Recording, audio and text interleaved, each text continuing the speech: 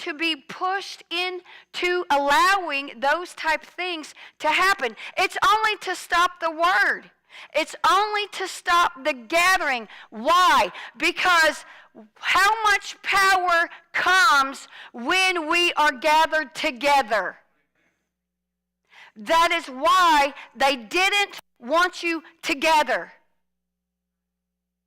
That is the reason. Label it whatever you want. Stick a mask on it. Why? Because I can't hear you when you have that on. I'm a lip reader. It doesn't matter if I can hear you. You can be right over there saying something, and I just got it. Why? Because I can read lips really good. But if you got that mask on, I can't. Makes it a little harder. But in this time, God is promoting. He's accelerating.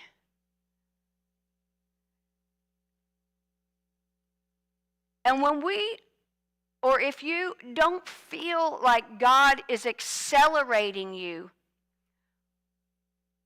step back, sit down, and look across the table.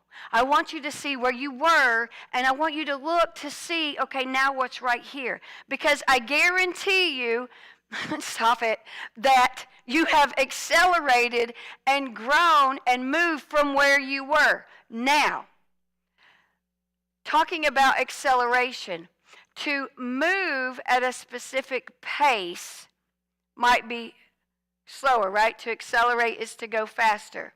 Are we live? We're live? Yes? Thank you for joining us. But the title of this message is, if you haven't figured it out, Acceleration, Divine Supernatural Acceleration. And if we look at the Webster's Dictionary, what they say acceleration is, it's the act or process of moving faster or happening more quickly. I like to walk usually at a pace faster than most who's walking with me. I'm on a mission. My pace of walk might be faster than the next person. But supernatural acceleration is the increase in speed per time, which is not normal and beyond the explanation of any natural law. So, supernatural acceleration cannot be explained in the natural. You can try to figure it out, but you're really not going to be able to figure it out. In 2 Chronicles 29, verse 36, and Hezekiah rejoiced, and the people that God had prepared, what did I just say? And Hezekiah rejoiced, and all the people that God had prepared the people, for the thing was done suddenly. You see it on the screen? So Hezekiah rejoiced, and so did all the people, that God had prepared the people, for the thing was done suddenly. This rejoicing was that the people's hearts were changed so quickly. It says done suddenly. It was so fast, it was already done. This done suddenly is implying that it was not something that Hezekiah or the other people were capable of doing in their natural ability in that time frame. And they all rejoiced knowing it was God. See, God does everything in His timing. We live in His timing. He has everything already planned for your life. He's already planned it from the beginning. His will is what we want to accomplish. And when we are in line with His will, we can experience something called acceleration. Now,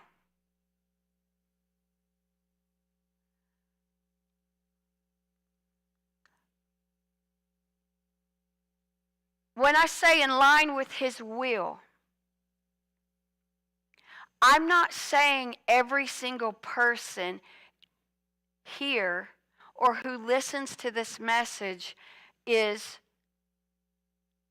a pastor, is a Sunday school teacher, is a deacon, is an elder.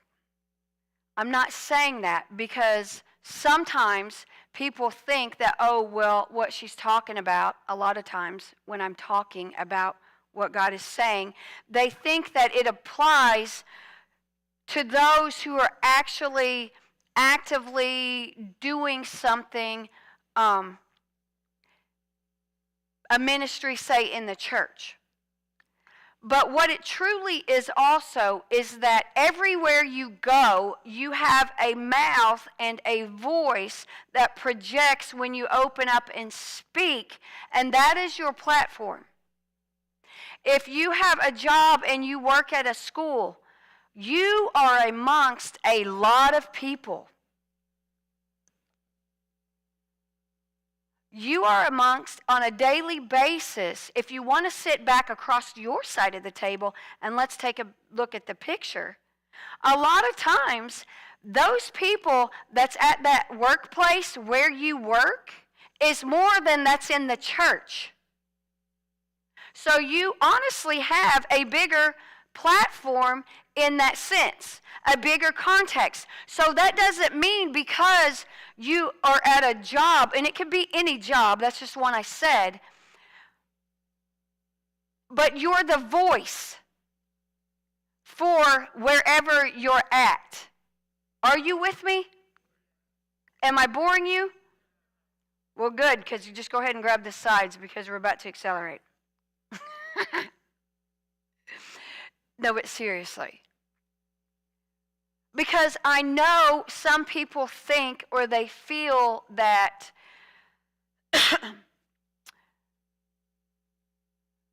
the blessings are only from certain things in the church. That might not be your call. Your call may be behind the hair chair. Because how many people are going to rotate out of that chair of their own will? And you've got them in a position where once you take those shears to their head, they ain't going to want to move because they need you to finish the other side. So you technically have their full attention, right? So it's a great opportunity. It's a great place. See, they taught me when I went to beauty college that you don't mix politics and religion when you do hair. Do you know that that's the easiest way to get the best following? It honestly is. Why? Because they can relate in some form or another. They can relate. That's real life, right? But in this, everything is in God's timing.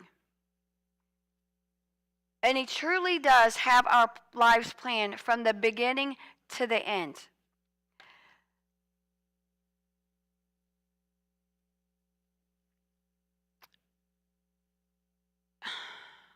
Deciding if we're going to go there.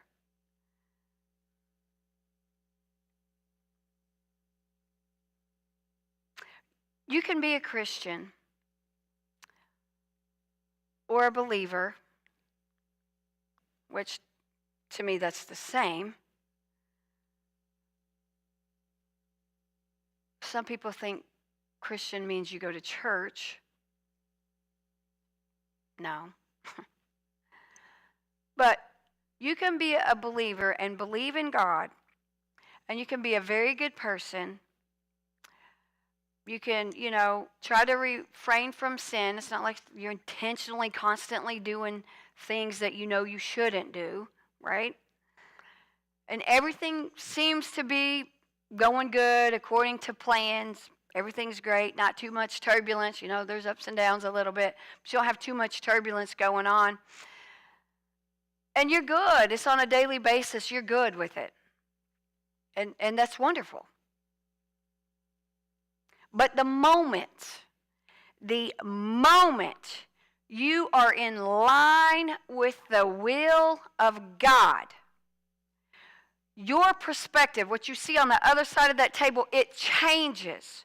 Your perspective changes. The pace, when you're in line with God, God's will, your pace changes. The pace that you were moving, okay, daily, everything's okay, and then you get in line, you're in agreement with Him, your pace changes. You're accelerating, you're going a little bit faster. It begins to increase. When you align yourself with His will, He's able to release, I said release, things into your life. Now remember, He already knows it. He's got your life, both of you on this side of the room. He has your life already from beginning to the end planned out. And He's got all these things positioned as you go through your stages of life, positioned for you to be able to cash in on. Okay? That's the same with everybody over here and over here. Okay? They're over there by themselves. I don't want them to feel left out. But He has these things, okay, that we're able. Now, I can't cash in on their stuff, and they can't cash in on my stuff.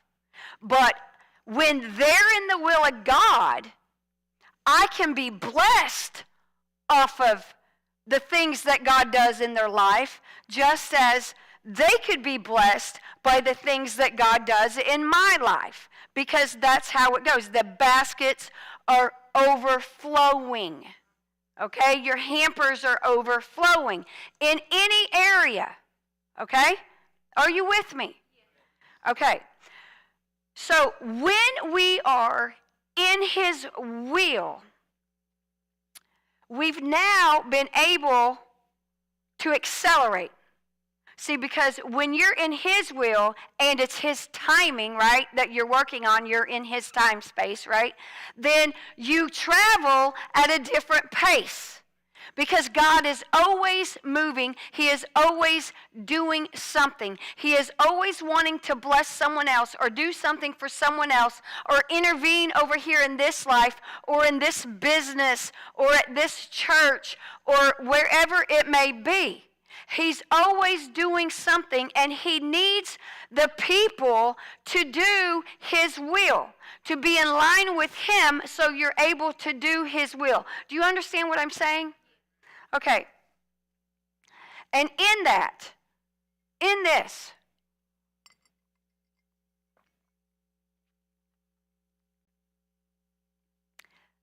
comes that acceleration I'm talking about, where your pace begins to change. And it may feel like this is how it was before, and then it went like this, and now we're like this. And then if you're really hanging out with God, wait a second, like we're doing what? Like, have you ever been there? You're like, we're doing what? Okay. So you're trying to keep up because He's doing more and more and more and more in your life. You with me? Okay. My eyelash. Hello. So when we are in line with Him, when you align yourself with His will, He is able to release the things that He has for you in your life. And He's also, angels are dispatched to your aid to intervene for you, to intervene on your behalf in situations, or intervene. So the angels, You've got intervention. God's telling someone else, hey, I want you to go do this for this person. You didn't know that person's need, if they had a need. They may not have a need. He just wanted you to bless them because they were like, I'm really not sure about God today. But he has you show up, and then they're like, okay, there's no way they knew. I know that was God. That's how he works. But if you're not in his will and you're not being obedient, because if it's hard to hear him when you're not listening, right? It's hard to hear someone when you're ignoring them, because it sounds like a gnat when you're trying to ignore them and tune them out sometimes. But when you are where you're supposed to be, things can move. It's like, I don't want to refer it to a chess game, but no one's going to move. If we're playing a chess game and it's her turn, what am I doing? I'm waiting. I am waiting for her to move. When she's in God's will, it's easy to hear what he's telling you to do, right? When because you're listening, you're paying attention, you're praying, you're doing what you're supposed to do. The thing of it is, then you can hear what he's saying, and you're going to make your move, and now it's my response to what my move is. You with me? Okay. Now, I know when she does this, she's going to try to win. And if we're playing chess, it's been a long time, she probably will. But the thing is, when I was talking before we even started live of saying how important it is to be praying, right? See, I'm having a thing where I walk into this church and I'm fine 1 minute and the next minute I'm not, right? They got to witness it. I've been talking about it.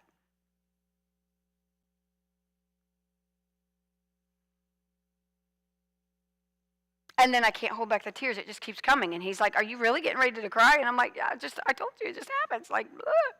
Right? But you can feel things even when you walk into the church. When you fellowship with him. See, there's one thing that I've never really heard it preached, and I won't go there. But we're really supposed to be feeling how Jesus feels. To tap into, to be so sensitive that you can feel what he feels. Have you ever, and this isn't what we're talking about, but I'm being real. And someone approached you and you felt, you just, like, here comes tears. You're not sad, but you can feeling it rising up, and you may all of a sudden, God reveals something in their life. But you didn't feel their pain. Now, that's possible too. But what you felt was what Jesus feels about that person, and a lot of times it's what they think about themselves. And you can feel what he thinks about what they're thinking. And he'll give you a word for that. When those things rise up in you, ask him what he's wanting you to say. This is a little bit of teaching, right? Because you just didn't get it for no reason. He's revealing something to you. Will you take it further? Or will you go, I can't talk to you right now, I'm just an emotional mess? Or will you just breathe and ask God, what is it? What do you want me to say? He'll give it to you. And it's going to be what they needed. But those things are given to us to minister to people, but we get those things when we're in line with his will. You understand?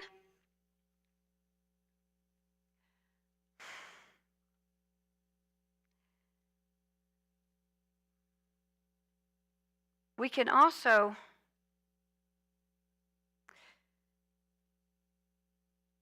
within ourselves, each one of us individually, we can do things in our own ability.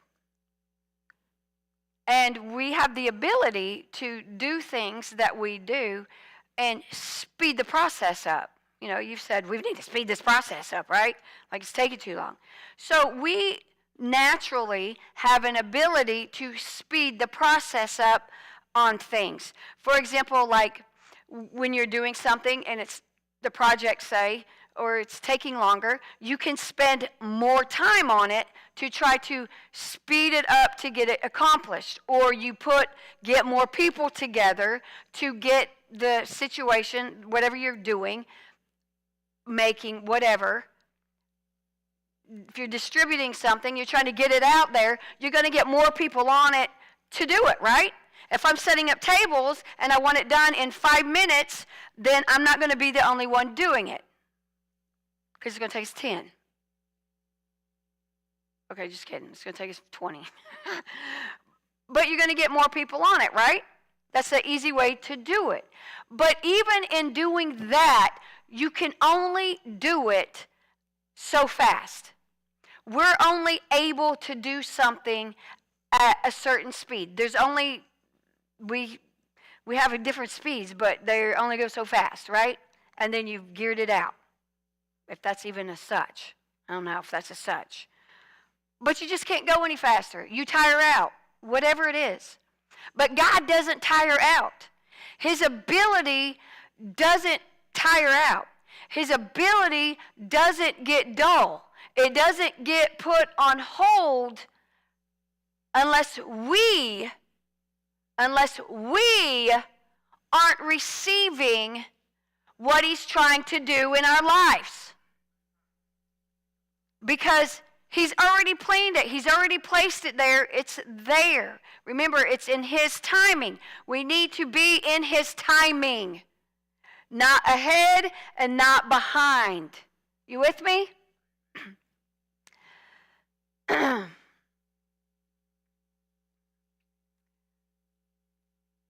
We have natural limits on how fast we can produce or do something. Even if we use a machine to produce something, that machine is set to produce so many at whatever rate for however long, however much the time is. Usually time comes with that, right? Okay. So we're limited. And a lot of times we try, which we need to stop trying to win or achieve things in just our own ability.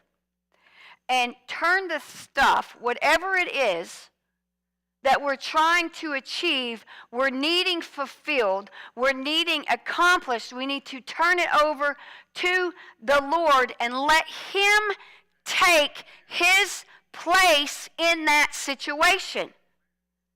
Not rule him out because we're trying to do it. Because he's going to let you try to do it. And I've done things, for example, and a lot of times it's a plumbing situation, and I get frustrated because I know how to do it. I can look at it, and I'm like, oh, well, you just put it back together how you take it apart. Not a big deal. Because that's easy for me, right? So you take it apart, and you're putting it back together, and sometimes you just are like, oh, if I was just a little stronger, and I get frustrated, and I'm pushing, and nobody wants to work under a kitchen sink. There's not even enough room for someone like me under there. Your back's going to hurt no matter what. No one sticks a pillow under there to do work. Why? Because it's going to get wet probably. And it's just, there's no room, right? Or you're going to have a little kid put some vice grip on your toe and make you scream bloody murder because someone else thought it was funny, right? And then you're going to bonk your head. That's a family thing in our house. Anyways, but the thing of it is I've been in situations and I'm like, I can't get it. I'm like, why won't this work? And I was laying under the counter like at Barbara's house one time. Could you just tell me why this isn't working? I said it just like that. And all of a sudden the light bulb, I'm like, Oh, we're together just fine. Thanks for that. I recognized where my help just came from, but I didn't get it until I asked, could you just help me? And then boom, there it was. It's a lot easier to just say, okay, look, So there was another instance, plug your ears, Mark, that I was painting these people's house. Well, the back of the house, there's no yard at this one corner of the house. So a ladder, when it expands out, it technically has 4 legs, right? 4 feet on it. But the thing of it is there was only room for 2 legs.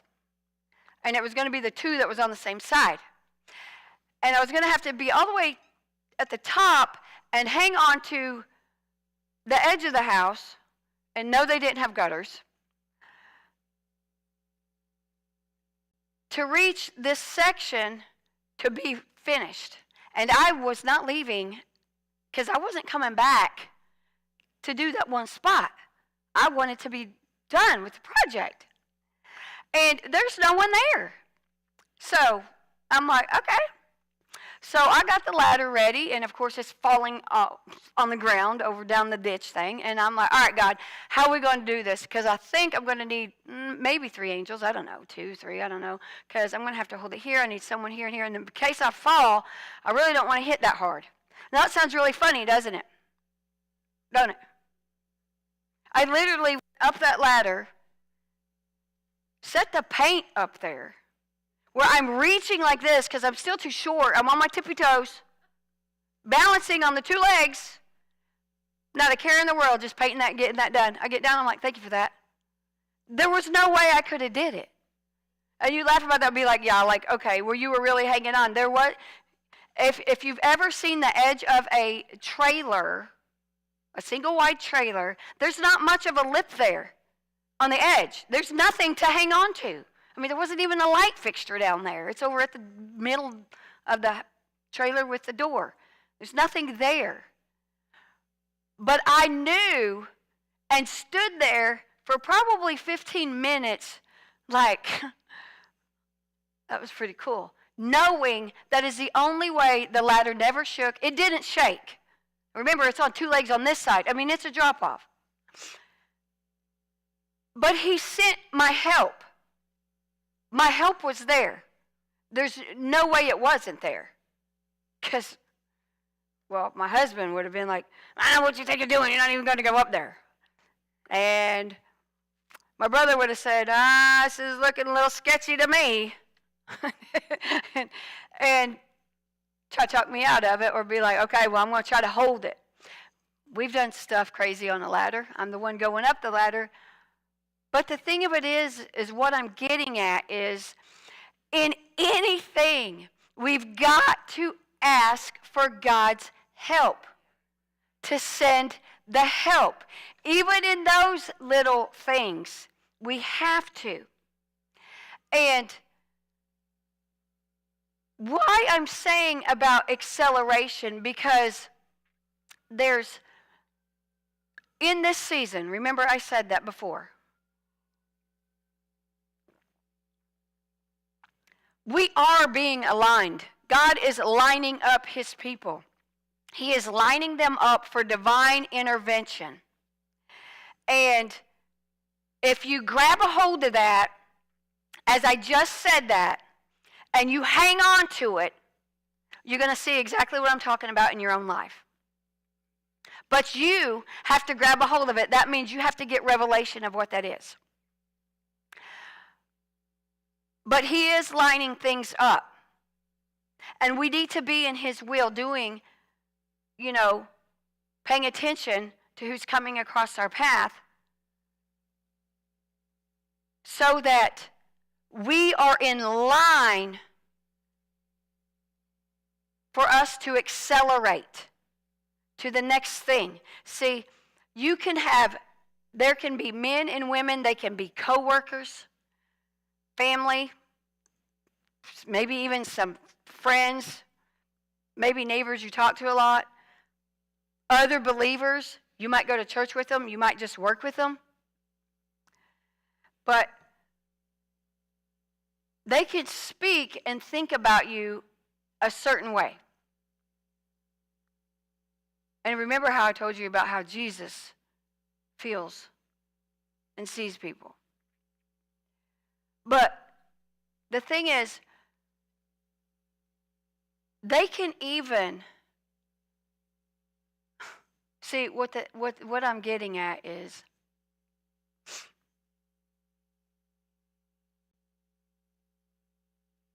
for everyone in here, there is someone in your life that thinks, whether you ever hear them say it or not, doesn't matter, but they think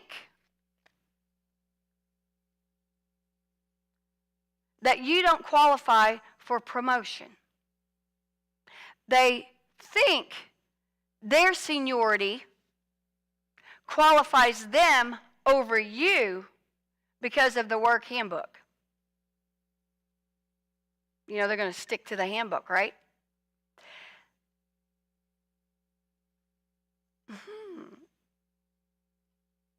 Some want to say that you're not qualified and they want to discredit your bloodline. Now, let's think about how far your bloodline goes back. Okay? See, what happens is they get hung up on who they know.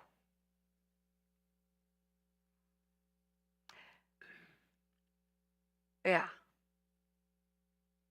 Some people will say you're not anointed, so you shouldn't be doing that. Some people are doing things that they're not anointed to do. That does happen. It just makes it a struggle for them. Which, if you're doing things you're not anointed to do, what does that mean? Huh? You're not in God's will. That's what it means. So it makes it harder for you. Or for the person, not for you, for the person. Does that sound better? Okay. But when, and people even say, they say things like, you know, they should have been promoted before you. Now, no one in my house is getting promoted job-wise like that, so don't think that's what I'm talking about. I'm not talking about at my house.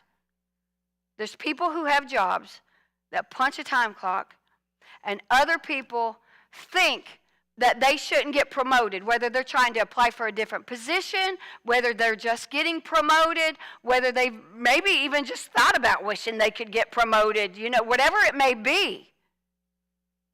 There's people that think you don't deserve it. Why? Because that's their thinking. That's what they think. And these people, or these groups of people that I listed before, the majority of them, they'll tell you they're Christian. And they're stuck. The thing of it is, they're stuck in the natural law.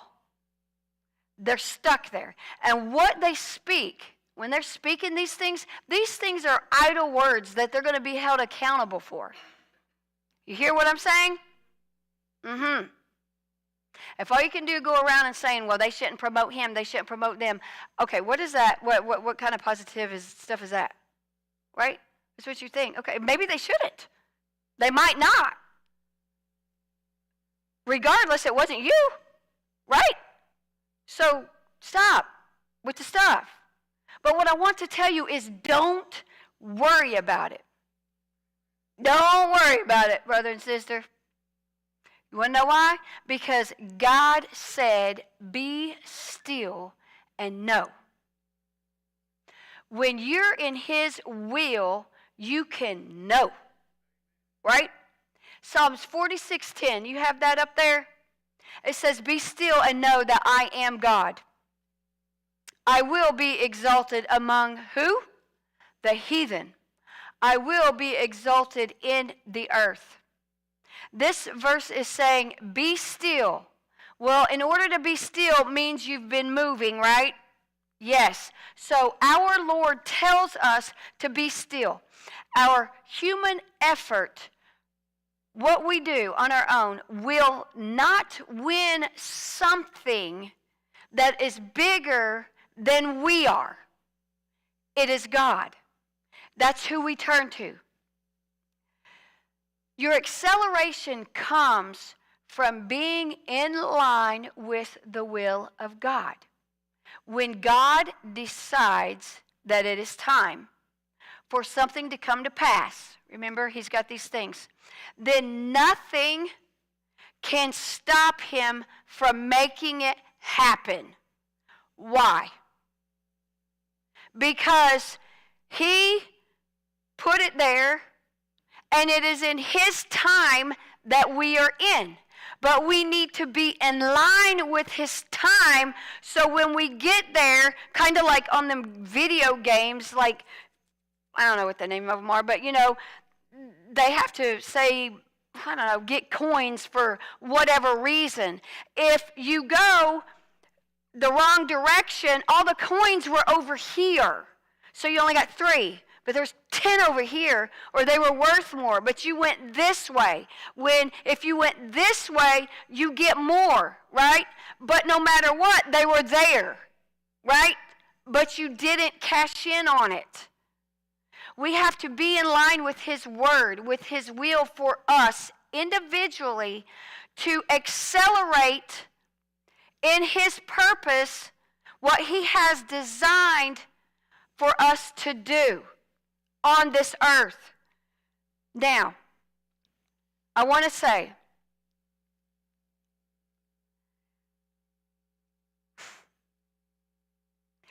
that when you are in God's will, when you're in line with him, somebody's like, well, what I got to do to be in God's will? We kind of went over that a little bit. We need to be having a relationship with him. But when we're in line with him, what happens is when you are in line with him, you allow God to move in your life. You allow him to be in control. He will release things in your life that he's already planned for you to have. This is an acceleration that not everyone will understand. Not everyone Pete, will get why you're accelerating. Why? And when I say accelerating, sometimes I'm talking about being blessed with things that you're getting blessed with. See, when you constantly are being blessed, things are happening, okay? You're being accelerated. You're being moved, because the more you're blessed, the more you can bless someone else, right? Or you can bury it, and then we know what happens. Right? But what I'm saying is, turn to 1 Samuel. Did I give you 16:7? Or no?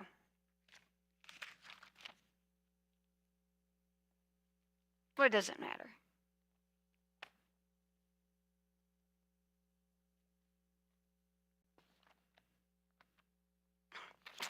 I had my spot and I lost my spot. Is anybody there? Yeah, 16:7. Here it is.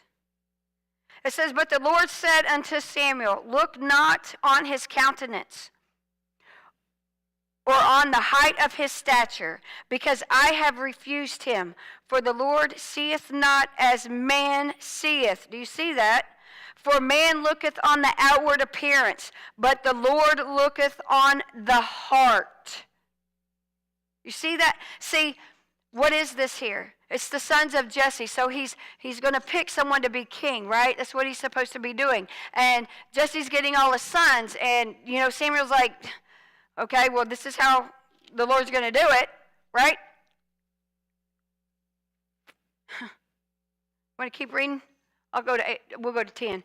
"And Jesse made 7 of his sons to pass before Samuel. And Samuel said to Jesse, The Lord hath not chosen these."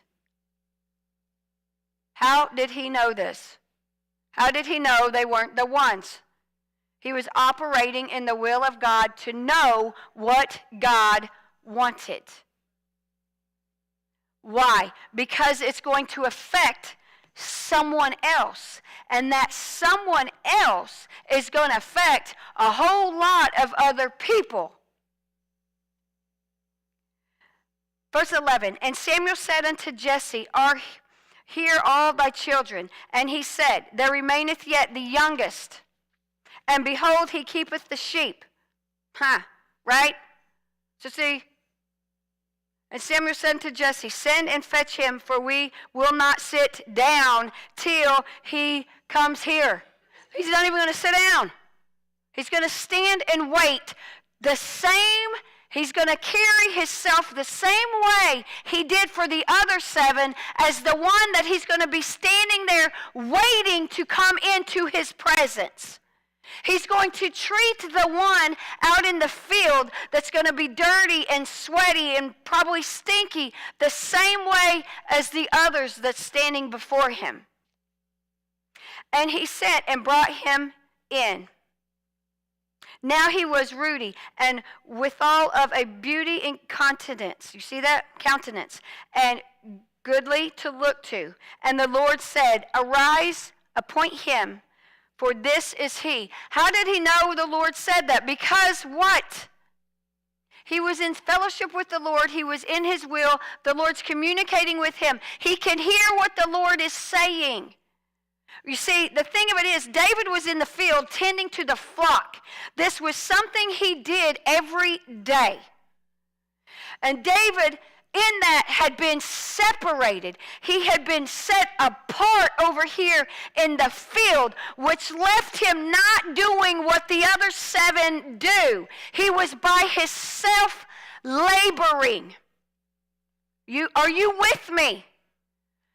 They know he's doing something that they're not doing. They're all in line. Which one of us is it going to be? They dismissed the one out in the field. But yet God separated him. He had pulled him apart. He appeared to the other people to just be the young boy that tended to the sheep, that was just tending to the flock. That's what it appeared to be to them. Why? Because they were looking in the natural, remember? But see, that's not what God sees. Why? Because he has a plan for your life. He has a position that he's wanting you to get in so he can bless you continually. What happened to David? What happened to him in that moment? What happened? He was anointed with oil, right? Right? He was blessed.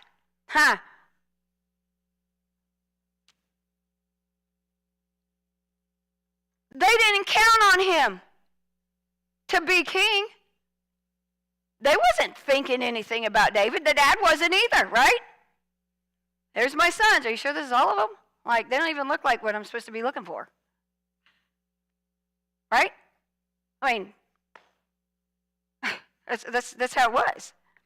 But you see, that's why I'm saying there's people that's not going to understand. They're not going to get why you were promoted. It was because God already destined things in your life, and you got position. You got under the spout, and he can move you in that position when you do that. And they're over here thinking, well, I don't know why they're doing that. I don't know how they got it because I've been doing this all these years. I don't even know. They haven't even been preaching. I don't even know that they read. No, because they weren't paying attention that you were doing studies. Let's talk about you. They weren't paying attention, see, because there was lack of prayer. Because if there is prayer in the house, I'm going to go there. I'm going there. You would have heard God say, it's that one. I'm going to use that one. Why? Because they don't think he's good enough. They don't think it should be him. Actually, they weren't even thinking about him at all until somebody said, go get him from the field.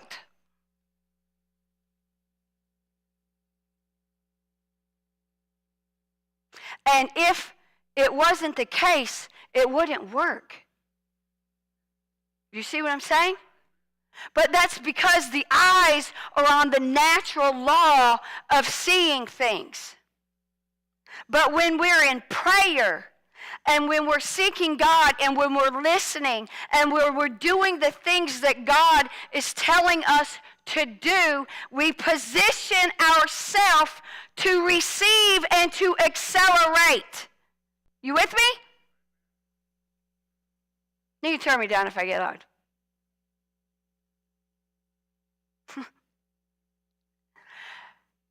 And in that, I'm saying this because a lot of times there's people who are going through unnecessary things and having unnecessary thoughts because they actually have chosen to be in a group over here when God kept trying to set you apart or push you over here with these others. It may only been one, but they don't treat you how you feel, how you think they should treat you. There's that natural law again, right? Instead of humbling yourself and going where God's saying to go, right? Switching positions, God can have you go serve someone else because you like to be served. It's called humbling you. It's not a bad thing.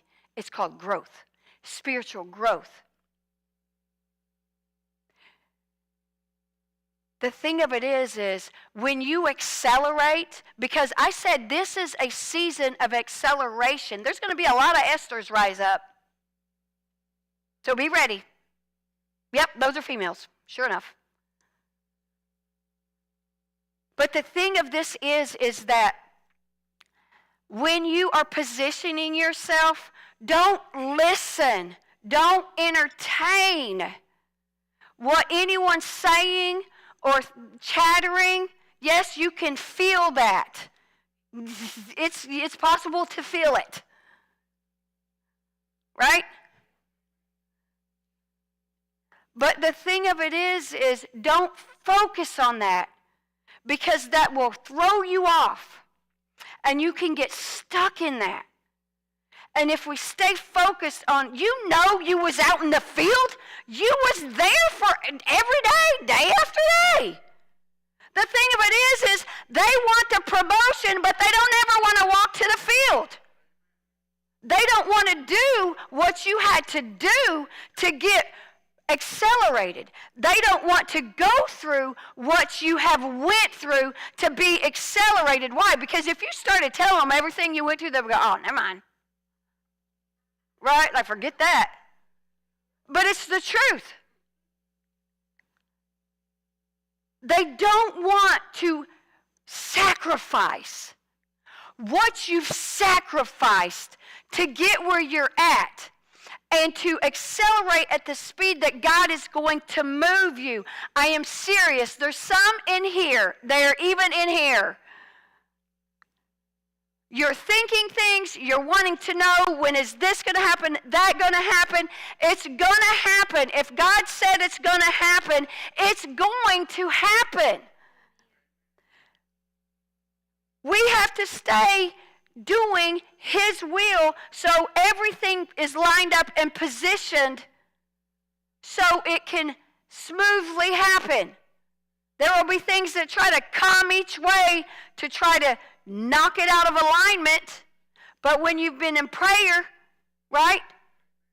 When you know, He said, be still and know. Look, I don't know what you up in here for, devil. Get on out of here. And you keep going. You peg it right out of the gate. You don't entertain it. We have to get there. You can't let every little thing bother you. God positions people. He moves people. He places them in your life. There's a lot of people who's put people in their life and they think that that person is something good for them, and they're not. They're not even giving them good advice, honestly. But you're not allowed to say anything.